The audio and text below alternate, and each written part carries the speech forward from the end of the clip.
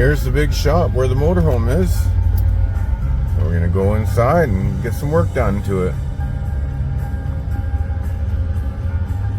Well, Budget Traveler Chris welcomes you to the shop here that we're at, where the motorhome is, the RV project. So let's show you where we're at. We're over in the area of Souk at a beautiful shop where this motorhome fits inside, because it's very tall, especially when you jack it up. So here's the big roof of it, so you can see we got plenty of room to work on it in here. And we've got the brakes about 3/4 done now. We're working on putting new seals in here today, and that'll be the axle seals that go in here. There's the new axle seal right there. You can see it's partially put in already.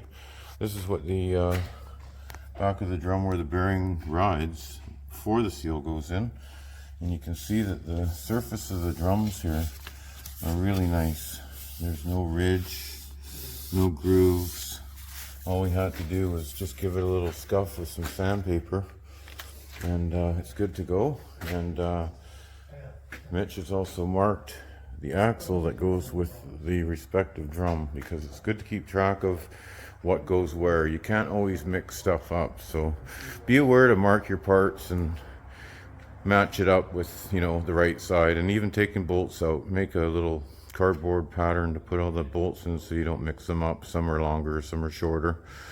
But let's look under the hood here and have a look at how it looks under the hood here now. So yesterday we put on the valve covers. Mitch put them on after he painted them. He did a really nice job of painting them, so that looks really nice now. It looks like the new motor that it is. And I helped prep it, and yeah, she's slowly coming together here now. We're going to finish off the brakes today so we can get it moving, and be able to move the side-by-side out, which is over here that they're working on. This here unit here is called a side-by-side unit, and they're just putting a wiper motor into that now, retrofitting it from a different vehicle because they don't come equipped with them. He's installing the axle seals now.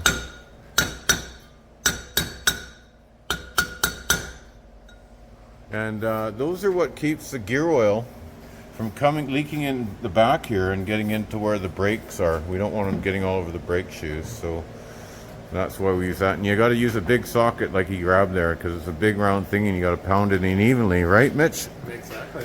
Nice job. Keep up the good work. And there's our flange gaskets right there, and those are what go right here. That'll be new gaskets for what you see right here. There's the old one there. And you know, you could use it in a pinch, but you know what? For the $7, you're just better off getting a new fresh one, because they get a little hard after time, right, Mitch?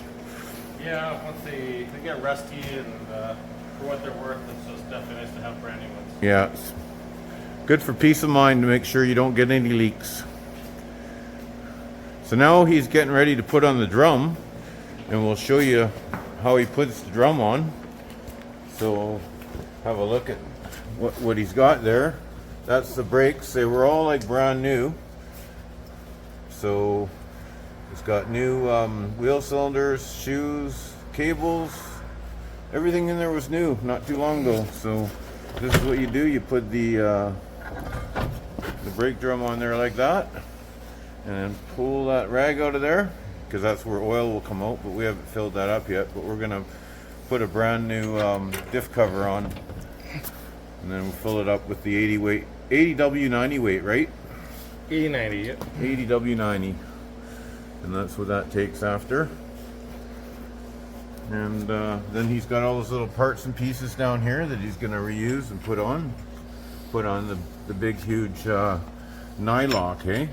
It's a nut, but it's got a nylock in it, and somebody's used a chisel on that because they didn't have the right size socket before, right? Just killed it a little bit on the edge, but it's still usable. Yeah, but you can undo these with a chisel, but we prefer to use the correct size socket, which is, I believe, a 2.5 inch socket, is it not? 2.5, yeah. Yeah, look at the size of that big bad boy. 2.5 inch socket. So, and the same thing, torquing these up is the same as the front. They both have inner and outer bearings. So you got to torque them all the way on good, so that you push that rear seal sealing onto the hub, and then you back it off, and then you re-torque it to, I think it's only about 12 foot-pounds, isn't it? Very light. It's not much, no. No. But that bearing will slowly work itself over the hub there. You got to be patient and just slowly push it over. You got to do it in little increments is best, right? Yeah, it's a little bit by bit. Want to turn around. As you're turning it, it's going to help seat it. Pro tips from Mitch. Been working on automotive and mechanical since you're 9 years old. And how old are you now? That's a magic number. I'm gonna guess 35. So, or even if you're 39, that's 30 years experience, right? Well, for 43. You're 43, so I was only 4 years off. That's a good guess because I'm not good at guessing how old people are. I'd lose that competition every time. They're as old as what you feel. That's what I say, you know. Age is just a number. It doesn't matter, you know. But we're talking about experience and how old you were when you started. I started working when I was 12, a little later than you. You started when you were 9, right? Look at that baby. That baby was hardly even turning before she was so the brakes were so adjusted so tight, weren't they? Oh, they were, yeah. Just Oh, this is going to be a dream going down the road now for the new owners, eh? This is going to drive so nice, eh? With new brakes and the steering's nice and newer engine and a serviced rear end. And here's what the rear end looks like under here. The rear end's all been cleaned out really nice. So this is a 410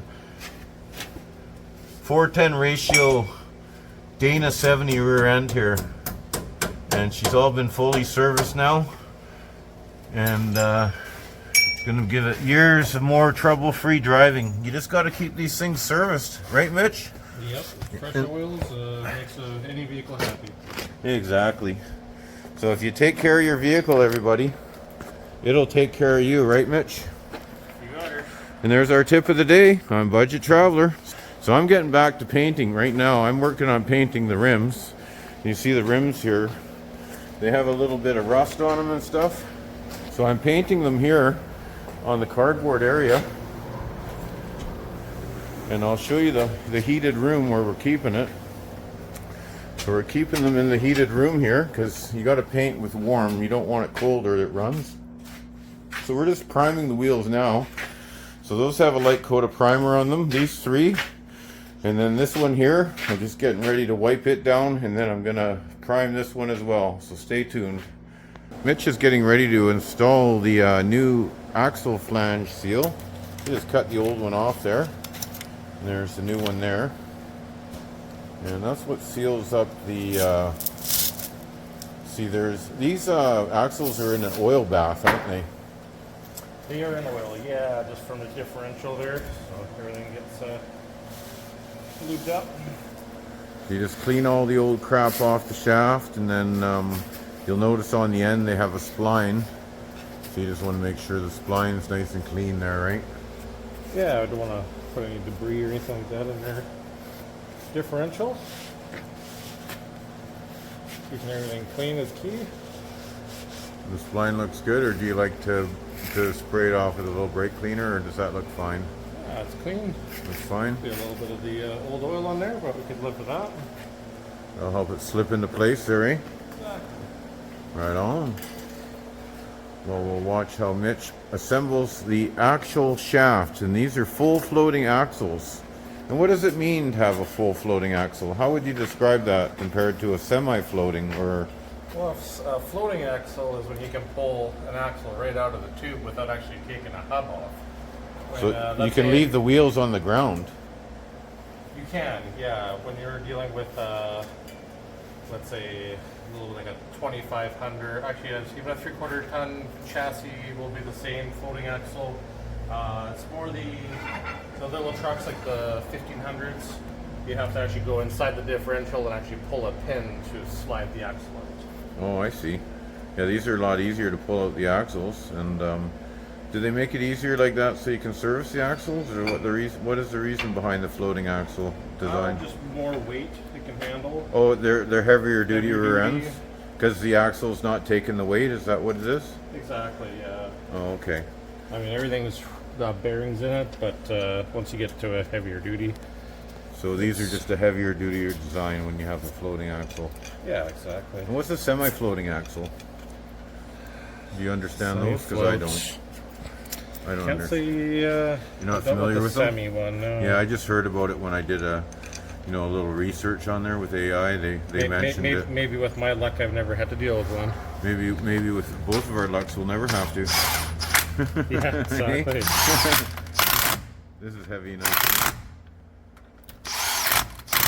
Small truck compared to what you're going to do.